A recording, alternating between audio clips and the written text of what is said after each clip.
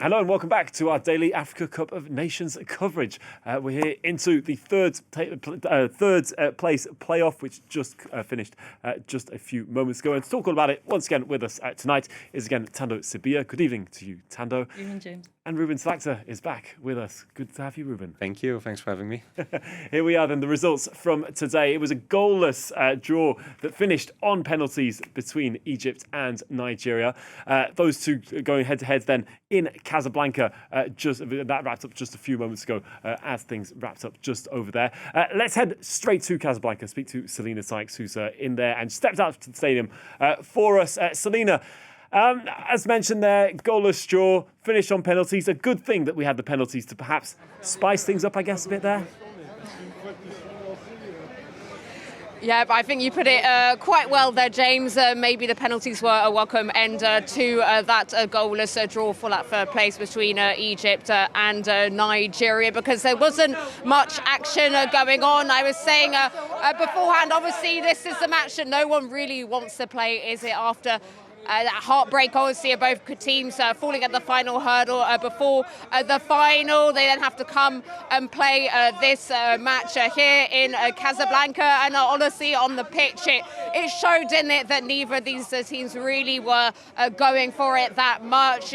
Some tired legs as well, obviously, because Nigeria had gone all the way to extra time and then penalties in their semi-final against Morocco. Nigeria, the Super Eagles, having 2 goals ruled out, one for a foul in the box and then a second one in the second half for offside. Disappointing on their front, really, because the Super Eagles have had the best attack of the competition with 14 goals. But the last 2 games, obviously the semi-final against Morocco and this game here today, ending in goalless draws, so potentially a bit of disappointment on their front. For Egypt, well, they pretty much played how they played in their semi-final, didn't they? Very defensive in general.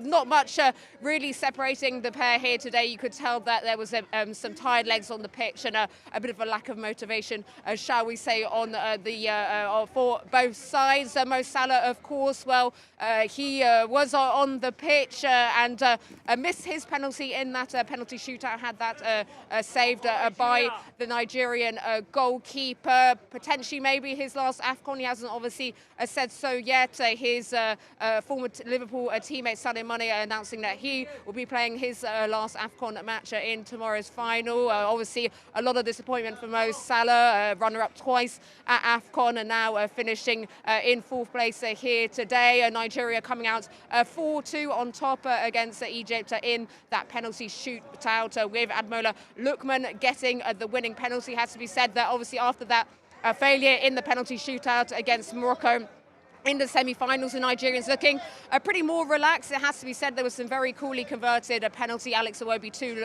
really cool as he took that penalty. Looked like they had a bit less pressure on their shoulders, obviously, in this penalty shootout. 4th place, and poor penalties for the Pharaohs, though. The Premier League stars Mohamed Salah and Omar Mamouche not converting their spot kicks. Yeah, well, fans certainly around you seem to have had a good time anyway. So that's good to see there. Ruben, I'm going to come to you first. I hope they save their voices for tomorrow, James. Yeah, I hope indeed. I'm sure they've still got plenty in them there. Ruben, as mentioned there, I mean, they were not taking too many risks there. I mean, not the most interesting game, but the fact that they weren't taking risks, does that show that they did? I mean, this was actually important for Nigeria to win this game? Well, it's strange because, well, there was a famous stat that Nigeria, it's now the 8th time out of 8 that they win this. So 9th time now. Ninth. It was 8 until now. 9th, and they've never lost for the 3rd place. Yeah, is that a coincidence? I think I never understand very much if in such a game why you're going to play like this, because there's nothing to lose. Especially there's a lot of players who didn't play that much during the tournament who now are getting that chance. Just go all out and try it. But I think the main issue is, of course, that I think that the Egyptian team can only play like this. So it's pretty defensive. They get far with it. So no, it's not that I want to criticize it as a whole. But yet to change a whole playing style for a team is maybe too much. But yeah, well, it wasn't the best of games, we can say. On the note of that, Tando, does the team care coming into this about? I mean, it's maybe a bit brutal, but how important is it to the team? I mean, obviously you want to make it to the final. You're gutted that you don't make it. What's your analysis on years of watching? I mean, I think we've all, but what would your say be on that? Yeah, I think it's a tough one. Coming here, I was also thinking the same thing. Like, what is the point of this third place game? You know, it's like kind of like not the greatest game. Like Selena was saying, nobody really wants to Do the play it players just because want to go home? You go maybe? from the highest objective, which is to win the tournament, and you advance and you like really just lose it. Say, for example, Nigeria, straight to penalties against the hosts Morocco. You can imagine that high of thinking that you're advancing into the final, and then just the descent that goes all the way down and crashing down, and you have to play it for the third place game. But then I guess it depends on individuals and perhaps philosophies or values in the team. And so if you come into this one, you just have to play and give it your all for whatever the different reasons it may be. In the case of Nigeria, perhaps just a little bit of some players to see what it was like, maybe getting a little taste of the AFCON. I think also seeing Onwachu in this game, I noticed that, geez, where was this guy during the whole tournament? Like, he's 2 meters tall. He has that aerial advantage, and we're only seeing this in this game. It's like where Victor Osimhen perhaps lacked, not even lacked, but he slightly fell short, because I think he was really incredible in this edition of the AFCON. But I do think that where he would perhaps fall short in maybe set pieces and the ball coming at aerial transition into the box, I do think that Onuachu would have been so integral for the Nigerian team when it comes to finishing in the box. He has long legs. You can even see the way that he moves. So when they're out of possession, interceptions are a little bit more doable. So I think that is the purpose of this game, where when teams become a little bit more relaxed and then they start fielding certain players, it really opens our eyes to, geez, these guys have a lot of depth. And perhaps this is where they could find some options when it comes to qualifiers. Unfortunately for Nigeria, they're not going to the World Cup. So this is not something that we can say, okay, we're looking forward to seeing such and such a player, and perhaps maybe the evolution of such and such a strategy or such and such a philosophy with a certain type of coach or even the whole team. But I do think that in the beginning, it was light. You even see the starting lineup that each team came on with. And then you could see with Egypt when they brought on, I think it was Mamouche, when they started making those kinds of changes, it really changed the tempo of the game and it became a little bit exciting. As Nigeria brought Lukman Exactly. on as well. And then Coach Eric Schall made a retaliation with a thing of, okay, maybe we are changing the tempo of the game. And there was somewhat of a change. And so I do think that it was a little bit of topsy-turvy during the game where it was like, oh, okay, yeah, it's just third place. And then it would like incline a little bit where you're seeing a little bit of fun from the players. A player who looked like he had fun, maybe it's his final AFCON and maybe he thought he was going to take it all the way, was Mo Salah. He had a smile on his face throughout, even when he came for his penalty shootout. You know, he was playing with the ball and everything. It's unfortunate that they exited in this fashion. But I do think it depends and it boils down to every individual and how they choose to look at this game. So where are we now? I mean, Nigeria, third place this time round. Finalists last time round, miss out on it. They could have made it to the final if it wasn't for the penalty shootout. I mean, that's how close it was. But they don't qualify for the World Cup. Ruben, what's happening with Nigeria? I mean, there's so much depth, as Tando mentioned. Yeah, we were having this discussion before. I really think that, but it's also, maybe it's a bit of a romantic view, but I still remember when I fell in love with the Nigerian team with the 90s generation, the 96 when they won the Olympics in Atlanta, and then the 98 World Cup with players like Kanu, with Sunday Olise, Finidi George. It was just incredible. And I think that still this whole idea of Nigerian football, there's always exciting Nigerian players. It never... they have the possibility to cause an upset anytime. You have it with Lukman, you have it with Osimhen. That was the discussion we were having before, because I think that a player like Osimhen, a few years ago when he won with Napoli the Serie A, he was amongst the best number 9s in the world. He was so strong. Lukman, it's the same thing. He won the Europa League with Atalanta, and every time he was surprising us. But the next step never came. Is it because they are with difficult agents? I know that if you have to negotiate with a club like Napoli, it's not the easiest. But still, Osimhen is now at Galatasaray. Lukman is probably going there, from what we hear from Italy. It's not that Galatasaray is a bad club. It's still a huge club in Europe. But the Osimhen of a few years ago, although he had a great tournament, we don't see him anymore. And I think that all these stories are always surrounding Nigeria. Tando will now come up with her arguments, and I think she also has a point. But I really think that if you look the whole instability that we always hear around the team, it's just a pity that they're not there, because they are one of the teams that can really upset any team any day. And yeah, you want to see these kind of teams at the World Cup. It's not that I didn't want South Africa to go there. Because it's exciting, because they're extremely exciting to watch, Nigeria, and there's a wealth of talent in there. And it is this, I mean, they're a team that I'd predicted they'd get to the final. Got that completely wrong. Completely. Well, no, it didn't get too far. But, I mean, Tando, what would you say to what Ruben has to say there? Because I think the thing is, in the beginning, firsthand, I really wanted to have a rebuttal to everything that he was saying. But hearing it for a second time, I kind of agree with some points that he's making. It is true that the quality of some of these players is being washed down, and you ask yourself, well, why is it that they're not being signed to perhaps some English clubs or perhaps play leagues that are a little bit more competitive? But I do think that it's related to the West African Francophone channel that might be related to agents or scouts and where they keep their eyes, relationships. You need to understand that it's not just as simple as that to say that, okay, this player is good and I think he deserves to play for PSG. Even though his football would look perfect with the philosophy and the style and the tactics of PSG in this current dispensation, maybe, for example. It could work, but it's not that simple. Exactly. Do you see? Which is a good thing. He's at PFC, so he's got that... that he has them as opponents. So he's not too far, especially in terms of where the eyes are and so on and so forth. But I do think that in this edition, we've seen a little bit of transformation of the players. So the Victor Osimhen that we saw in the last edition of the AFCON is not the same we saw this time. No, absolutely. He was a provider, and I think he kind of melted out into becoming slightly more of a team player. Some will perhaps disagree with me, seeing the altercation he had with Lukman a few games ago. But I do think that he has matured a little bit into the game to become slightly more of a team player. And that's why I think the Nigerian side looks as strong as they did. They could have advanced a little bit more. But in this edition, there's also some teams who've come up a little bit stronger. So is Nigeria weaker, or have they just got a little bit more competition as far as Senegal with the quality and their evolution, and looking at Morocco as well? We saw it in the game last time, Morocco and Nigeria. It was difficult, and it's not to say that they were lacking here and there. Yes, we can speak about the creativity that they missed in Ndidi as a captain, as a midfielder, as the lungs of the game. And I do think that set them back quite a bit. And maybe that's definitely something that can be spoken about and looked into.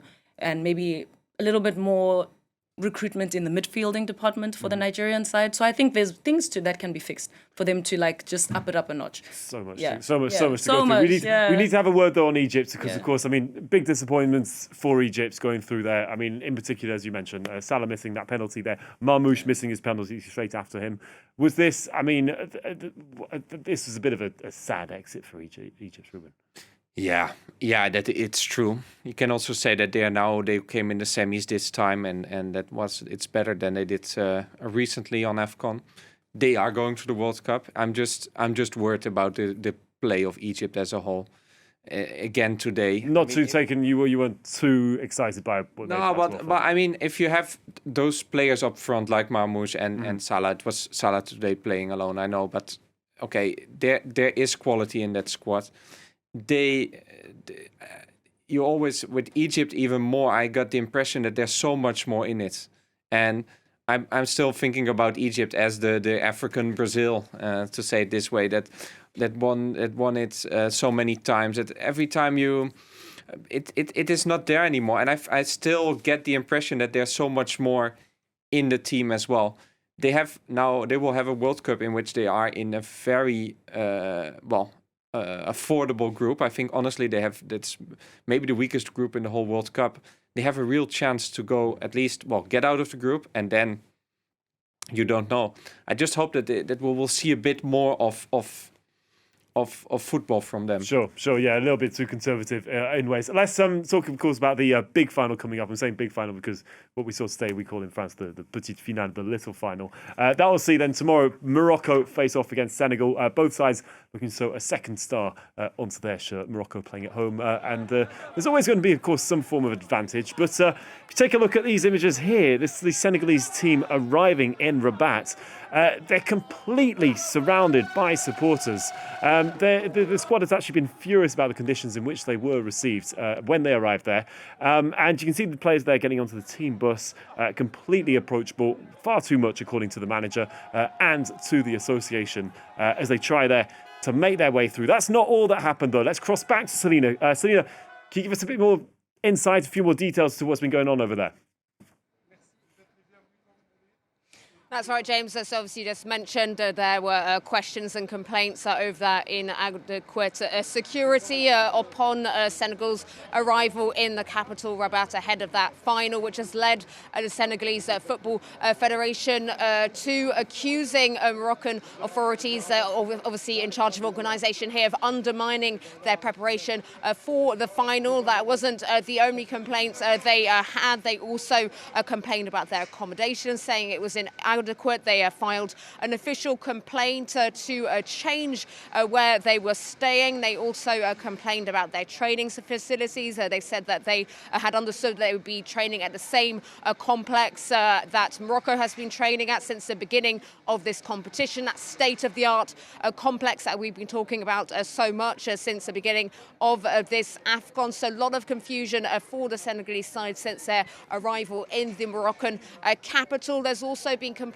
about tickets allocation for the final. Senegal Football Federation receiving under 3,000 tickets for their fans, considering that the stadium, the Prince Moulay Abdallah Stadium, is 69,000 plus capacity. Well, that isn't a lot for Senegal fans, so there's been complaints about that too. Obviously, that stadium that will be vastly full of Moroccan fans ahead of that final. So a lot of things going on in the build-up for that final for Senegal. And as you mentioned, obviously, that all started with their arrival at the station in Rabat. When they arrived, I think we can just take a listen to the manager, Pap Thiaw, now, saying that that was a very dangerous situation for his players. My players were in danger. Anything could have happened with people with bad intentions. And that must not happen, especially between two brother countries. Our federation talked about it. I think what's at stake in football should not lead us to do certain things. What we see today is the image of Africa at stake. No one used to watch our competition, but today we've raised its status. Don't spoil it. You can understand, of course, that they'd be pretty furious about. I mean, is this too much of a coincidence to be happening? Oldest trick in the book. Yeah, I mean, they try to destabilize. I mean, there's so much at stake, especially for Morocco, with all the investments, with everything happening. But where he is right, I mean, there is tricks and tricks if there is a proper danger for your own players. Well, you can see it on the images. It seems pretty harmless, but okay, you never know how they feel intimidated and these kind of things. It's just a bad thing. And he is right. I mean, you're giving an impression also of Africa as a whole. And if we are going to talk about this tournament in the world and only talking about such an incident, and now happily nothing happened, but yeah, you should do it better. And if it's up to Morocco, of course, they should do that better. But there's also a role for the whole organization. There should be just, this is a bit, but okay, it's destabilizing. But I mean, Senegal have pretty much enough experience. I mean, to perhaps get through it. I'm sure maybe, hopefully for them, not too shaken up by it. I say experience, of course, because I mean, this squad has been to the final several times. You've got some players. I'm talking the likes of course, Sadio Mane. Third time that he's going to an AFCON final. There was 2021, 2019. How important, Tando, is that coming into this to have that experience? And I've mentioned also experience because one image that really caught my attention after they got through the semi-final, they won, yes, but Sadio Mane this is all he was. There was no smile on his face, and I was just like, I mean, that is real competition spirits. He wants to go and win that, and he believes he's capable of doing that, and he's a leader as well. It's class and maturity, and I think it's exactly what any championship or aiming for championship side needs. So I do think Coach Pap Thiaw is kind of as a second coach on the pitch for him. So I think it's a huge advantage that they have because you need somebody to keep the composure. I think they do have a balanced side, which is a little bit of youth and a little bit of experience. And then you obviously have the great, who's won African Footballer of the Year, who's won Champions League, who's won the English Premiership. So this is a guy who's very experienced. But what's even of a bigger advantage for Senegal is that he's humble. and he's not really the shining star of the squad. He creates, he provides, he guides, but he doesn't really stand out. So I do think that's like a gem for this side. So I do think it's a huge advantage for them. For the Moroccan side, obviously they have the home advantage. I do think that I'm not a huge fan of such tactics of not really taking it all the way when it comes to hospitality, especially if you're going to position yourself as a world-class host of tournaments and of events. So this is a little bit of a downer, I think, in terms of organization from the Moroccans or whoever was making the decision making. I can't say the Moroccans as a whole, that's not really great. But I do think that it's something that should be looked into, but they shouldn't really focus too much on that. So even if it's like 3,000 supporters or whoever can be there on the day, I just think they must just focus on football. Yeah, 3,000, that's a seven. I mean, 3,000, that's tickets bought by the federations. Yeah. Of course, there can be others, but at almost 70,000 people in the stadium, Yeah. that's going to be a lot of chanting for Morocco. But again, that's CAF. Huh? They have to do that. It's Yeah. not. It's not. Okay, we can say something about Morocco, but this is as an organizer as a whole. I managed to work for the. I did the Euro 2016 here with UEFA, so I saw a bit how they organize it, and there is no room for these kind of tricks. It's okay, yeah, okay. This is the final. It was then France was playing a final in 2016 here, but Portugal, they got their I think it was 10 or 15% of the tickets. It should be like this. It's very easy. I also know. I mean, can Senegal get those many people in the stadium? Are all those people? I mean, Morocco, it's a different level because people are crazy about football. Yeah. I know that. I know everything, but it's more as an organization that you have to step in and just do your job. Yeah, I haven't heard it as well in the stadium. Senegalese fans can make a lot of noise. I don't know if they can outnumber the noise they're going to be getting tomorrow there. There's. I mean, let's just talk a little bit about Morocco. I mean, it's been a pretty nerve-wracking month for them. They needed to perform, especially at the beginning. Then it was a question of how far they can get. They've got to the final, and of course, it's going to be a first-time chance for them in 50 years to try and lift the cup. Let's just take a listen to their manager, Walid Regragui, to just get a little feel of what the atmosphere is like in their minds at this moment. The key factor for us is managing our emotions. That's been the case from the outset. The team that's under pressure, naturally, is Morocco. That's to be expected. We're playing at home. So it's a question of how we manage this match in terms of emotions, of not putting ourselves under pressure. We saw that in one match, especially the one against Tanzania, in a knockout game. The first 25 minutes weren't enough. We could have paid dearly for that. So 25 minutes there being important. Is this going to be important to get, a first goal in early on? Is it going to be a matter of Morocco trying to get that opening goal and then take things from there? I think for a final, you really have to, from the outset, be very clear with what your intentions are and make sure that you have solid game management. So don't give the game to your opposition, because as soon as they take it, especially if you're facing a Senegalese side, like the one we've seen in this tournament, there's no room for slip-up. And so sometimes Morocco tends to start off by defending so that they can move up on the counter. Are they going to have to push a bit more than in their semis? Yeah, they have a lot of pace in the wings, and that's been their game plan for a while. Maybe they might come in this one a little bit differently. The thing is, if you're not really much of an attacking team and you attack from the outset, you might be caught in the counter-attack if you ever lose possession. So you have to have a very clear strategy going into a game like this. But I do think that just go for it from the beginning, and that's what they're going to have to do. We haven't seen Morocco play like that. But I think if you have forwards like El Kabi and Brahim Diaz, why not? Hopefully they get especially the way that they've played in this tournament. Why not? No, so is this Morocco's one to lose? In the end, they've got everything going their way. Well, they left one goal in, of course, coming into this. That's finalist material. It's not just about that, but it does show what they've been able to. 100%. What Antando says is completely right. And Walid Regragui says is as well. It's their game to lose, but if they can manage to really, it's also their game. The game is in their hands. If they can manage to really control it and from the start, because this is also an interesting game for them, because it will be the first game where they're not the clear favorites from the beginning. I think, honestly, if you talk purely about qualities, taking aside that it is in Morocco, etc., it's almost a 50-50 game. Yeah. The crowd can give maybe those extra 5%. Let's see. But if Morocco really manages to control it and it will be their game, then it's up to them to really go for it. When you hear a bit when Walid Regragui is talking, I get always the impression that he's like, okay, as long as we don't lose. It was also their strategy in Qatar. It was very much about solid defense, because the opportunity will come, because the opposition will be frustrated. But Senegal, they won't get into that trap. They will do it easily. They will play their own game. It's more about how Morocco will approach the game, and that will be super interesting.